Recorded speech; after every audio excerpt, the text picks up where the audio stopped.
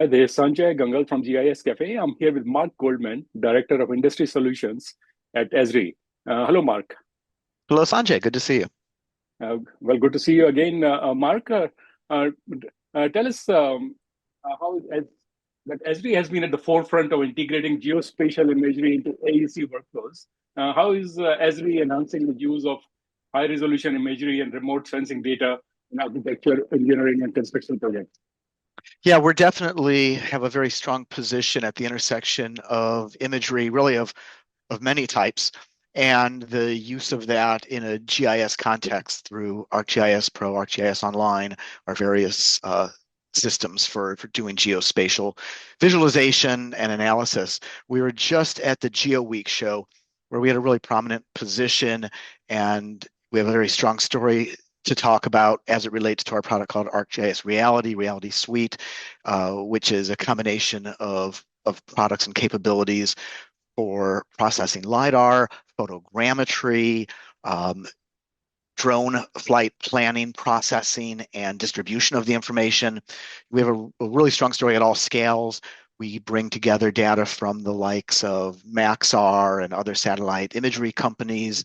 We put that information into our Living Atlas of the World.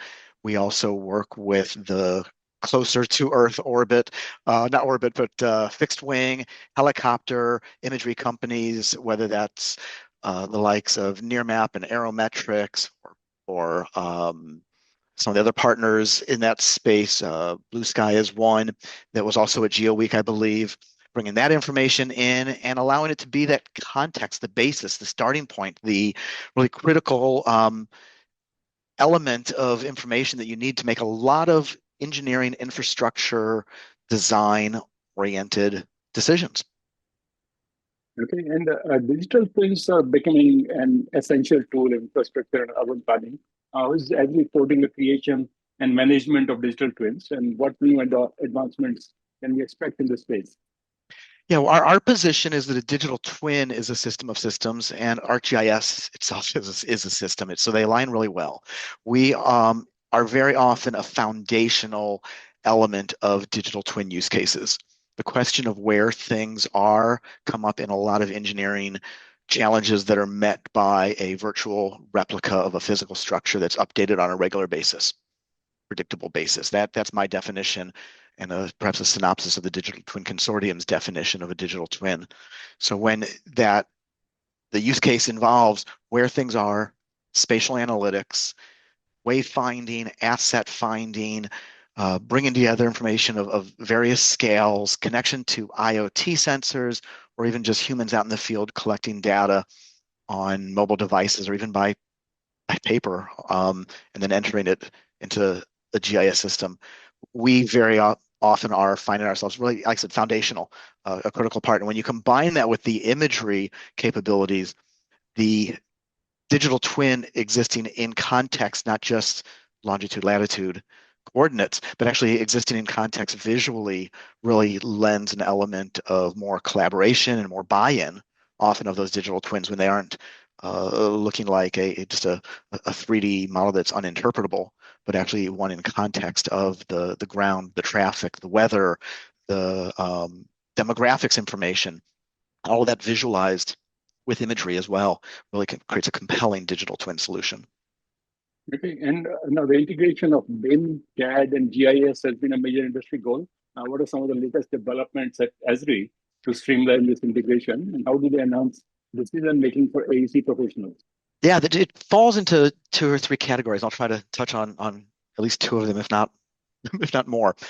There's our sort of flagship product, ArcGIS Pro, is a tool that I think should be accompanied and sitting next to any copy of a BIM or CAD authoring solution if you're in the AEC space these days.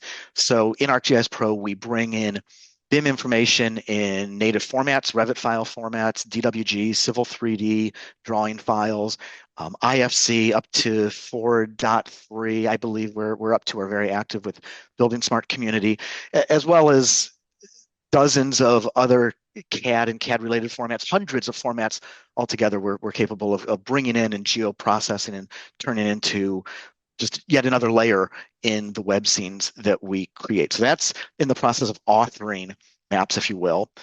We also have a really strong connection between our cloud environment, ArcGIS Online, and Enterprise, and the Autodesk Construction Cloud through a product called ArcGIS GeoBIM, where your ability to understand the context of a project in a map-like view and your BIM model inserted in the right location with the right orientation.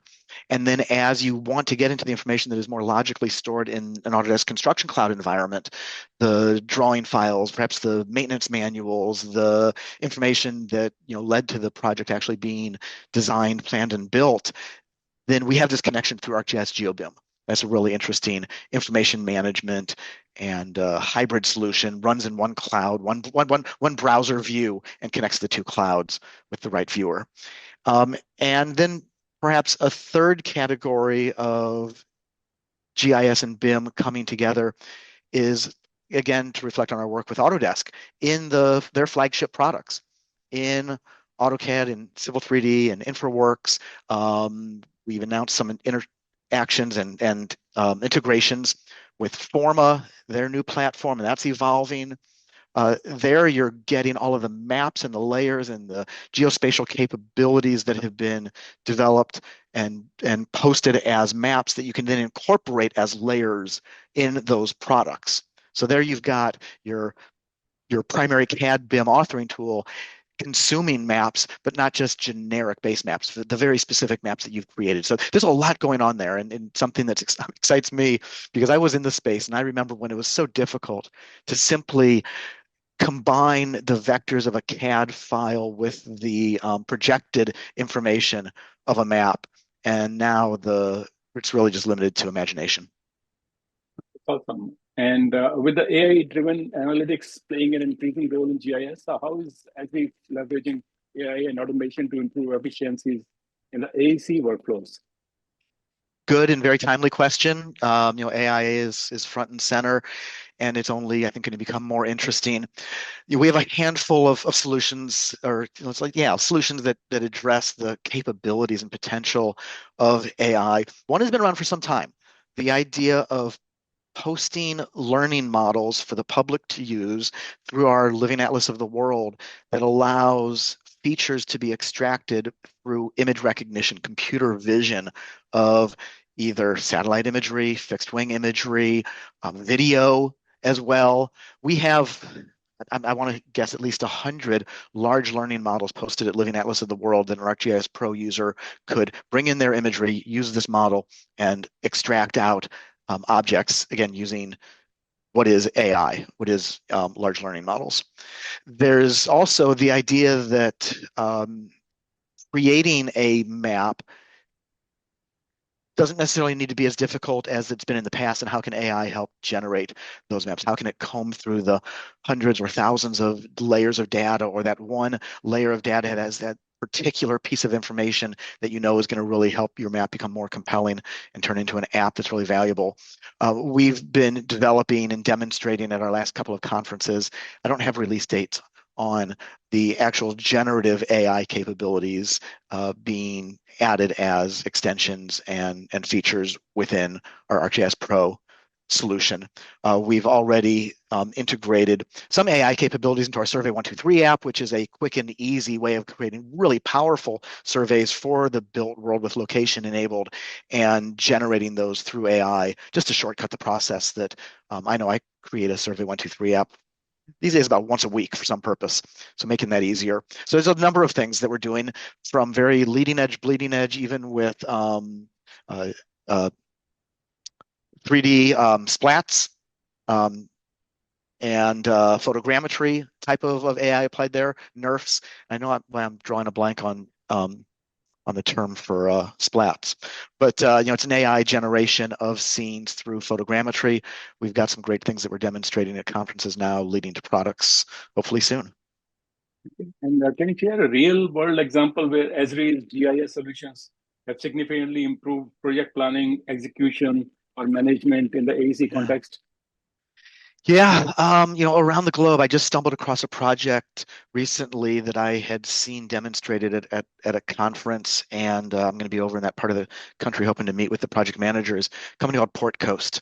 who manage the ports along Vietnam, do the planning, design, engineering, combining bathymetry, underwater scanning, as well as reality scanning, reality mapping of above ground, combining it with the BIM models that were used to build the piers and the superstructures and the temporary materials that comprise a port, um, and doing it in a way that takes the information out of the historically very expensive and hard to use engineering solutions that only a few people can be experts on, and bringing it to the surface so that the entire operations of these very complex environments can be understood at various levels of detail across various time frames. It's another element of GIS is that it's not just about location, it's also often about time and being able to peel back time and see your digital information of a structure.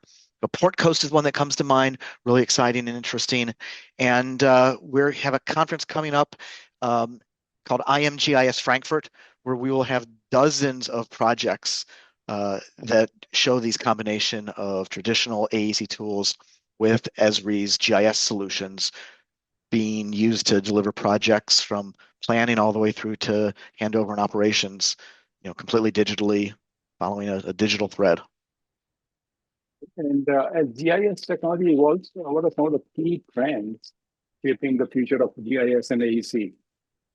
Key trends related to GIS and AEC, some of them I've alluded to today. I think that imagery has yet to fully make its mark on the way in which planners, designers, engineers, builders do their work. It still very much is blank screen with 2D, even when 3D, still kind of like a blank background without context. So that imagery alone delivers an element of context that can help with whether it's construction planning and which roads should be closed. More than a map, let me actually see some imagery on a regular basis and help use that for site logistics and where my laydown yards could be, through obviously that bigger meta scale, doing urban design, urban planning, understanding how an environment has changed over time visually. The imagery in element of how we plan, design, build, and eventually operate, I think, is yet to really make its full impact. Gaussian splats. I couldn't think of the word earlier. Gaussian splats. I think that in the next year, we're going to start seeing a handful of solutions. Then rather than traditional mesh generation and BIM object generation being critical to a workflow, we're going to walk around with our camera and we're going to generate a 3D model from those images or from a video that is not just going to approximate the mechanical equipment or the architectural elements. It's going to be to a level of accuracy and speed that takes some of the traditional tools, I think, out of the mix and generates better high-res, measurable 3D models. I think a year from now, we'll be talking about Gaussian splats quite a bit. And just in general, the idea of moving towards data-based approach versus file-based approach, that we're working more and more with the objects that make up our built world and not as much worrying about transferring big, enormous files from one desktop to another, one server to another, one cloud to another. I think we're getting really close to this data-based approach, and GIS certainly has been there for a while. And what is the best way for our audience to find out more about uh, SD is AEC solutions? You almost just said it right there. It's esri.com/AEC. That's where we talk about the solutions, some capabilities, some case studies, and we're always looking to hear from our customers. So if you're already using our solutions in some of the ways that I talked about, please reach out through that URL, look me up on LinkedIn, and tell me what you're doing with GIS and traditional AEC tools coming together to deliver projects better. Okay. And yeah, any new interests or hobbies that you developed, Mark, lately? It just is not the season, but I really got back into biking again over the summer and looking forward to not having to be on a Peloton bike, but actually on the road and maybe do a little bit of cross country bike packing. So that's what I'm looking forward to, looking outside on a very cold day today, though. How cold is it today? It is right now, I think 6 degrees. at this very moment, maybe 9, maybe gotten up to 9 degrees. So it's definitely Oh, an that gives me inside day. shivers right now. Yeah, so it gives me, yeah, yeah. I'm wearing my sweater, wearing my jumper today. Thank you so much, Mark, for taking time to record this interview. Have a great day and stay safe. Thank you, Sanjay. This is Sanjay Gangal from AECCafe.